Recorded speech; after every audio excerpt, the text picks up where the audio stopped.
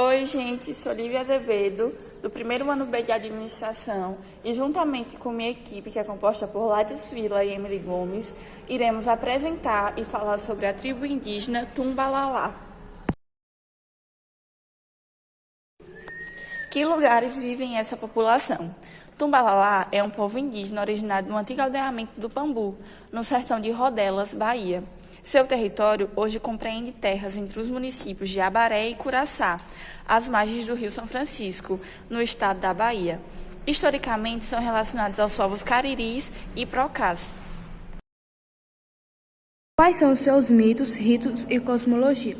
O sistema ritual do Tumbalalá está baseado no culto aos encantos e no uso de um tipo de jurema, Ptercolômbio diversifolium, mimosa artemisiana, do que se faz o vinho, ingerido durante o toré. Esta planta, um arbusto de porte médio, a grande e típico do sertão do Nordeste, é central para a religiosidade indígena regional e apresenta algumas variedades que faz parte do universo religioso de cultos afro-brasileiros, notadamente o catimbu ou candomblé do caboclo.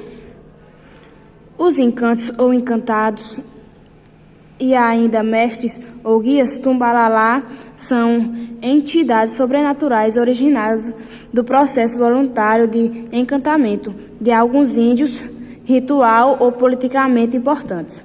Ao deixarem a existência humana, distinguir-se dos espíritos produzidos pela inexorabilidade da morte. Nesse caso, eles são seres ontologicamente híbridos que transitem bem os homens e o sobrenatural, porque não morreram. O que quer dizer que não assumiram completamente uma não-humanidade e gozam de predicados inacessíveis a um humano. Também pode ser seres que sempre existiram e que mantêm comunicação com os homens por meio de sonhos ou quando se fazem presentes imediatamente, um mestre de toré que os incorpore. O encantamento pode ser ainda um estado transitório permitido a alguns mestres competentes o suficiente para dominar forças sobrenaturais e adquirir capacidade polimorfa ou simplesmente tornar-se invisíveis. A classificação reservada aos encantos Tumbalalá é simples. Eles são do Brábio, ou das águas. Os encantos do Brábio habitam a Caatinga, são considerados mais fortes e poderosos porque são criaturas não domesticadas ou semi-domesticadas. Comumente são retratados como espíritos dos antigos índios da aldeia Tumbalalá e de outros por vezes não nomeados. Qual a língua falada? O português. Conhece alguns termos do Cariri usados no Toré. O Cariri era outrora usada como uma língua franca em uma extensa área do interior desta região. 2 dialetos eram falados no sertão do São Francisco. Como é a organização social dessa população? Como acontece para os demais povos indígenas do Nordeste brasileiros, os Tumbalalá apresentam os poucos destinação entre relação à população regional de não-índios, no que refere à organização social. Basicamente, os núcleos domésticos são autônomos e cooperam economicamente entre si através do plantio de meia, seguindo critérios de afinidade, compadre ou parentesco, mas via de regra ocorrerá a sobreposição de unidades domésticas e econômicas. E a política? A organização política recém-implantada segue os passos da instituição das figuras líderes do cacique e do pajé.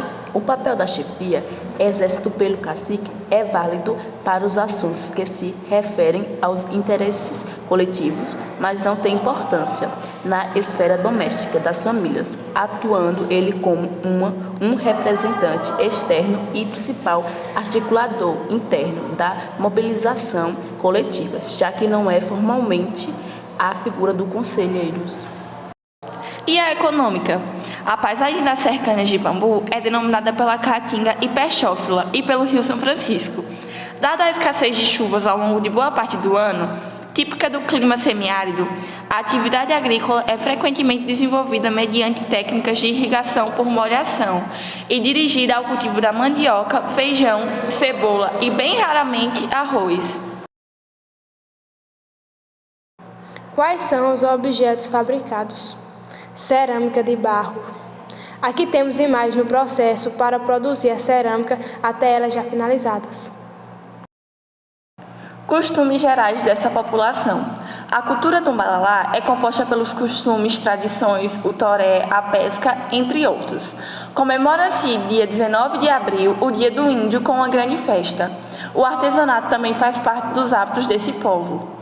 Os tumbalalás têm como marco cultural religioso o toré, que é praticado de duas formas distintas. O toré privado, conhecido como mesa de toré, onde participam poucas pessoas, sendo realizados em local privado, e o toré público, que é aberto e feito no terreiro. Nesse caso, a mesa é encomendada por alguém que deseja obter favores de encantos. Geralmente são feitos pedidos de cura para enfermidades de parentes próximos. Medicina tradicional. A saúde da comunidade é tratada de modo tradicional. Ao adoecerem, os índios buscam pelos remédios caseiros e as benzedeiras e, somente em última opção, procuram um médico na cidade. A realização de exames é um grande problema para esse povo, pois há uma distância significativa entre a solicitação do médico e a liberação do SUS, Sistema Único de Saúde. Faltam instrumentos adequados e não existem postos eficientes de saúde próximo à tribo, incumbindo na necessidade de atendimentos domésticos, realizados pelos próprios habitantes locais e alguns especialistas que visitam as aldeias de forma rotativa, ou seja, nota-se que se não for algo constante e que previna ou resolva em determinados casos. Conclusões. Uma população com características fortes e alguns costumes parecidos com o nosso. Esses povos se caracterizam como uma população forte e fácil de ser reconhecida pelos seus rituais e costumes. O fato de usarem plantas medicinais como medicamentos para diversos tipos de doenças e dores, e também por habitarem na Bahia, torna com que a cultura deles seja um pouco parecida com a nossa, claro que com suas diferenças.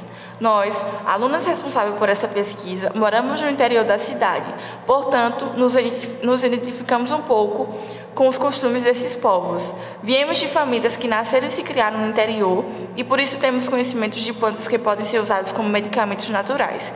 Gostamos dessa experiência de saber um pouco sobre essa tribo que habita pertinho de nós. Fica aqui nosso agradecimento à professora responsável por essa pesquisa.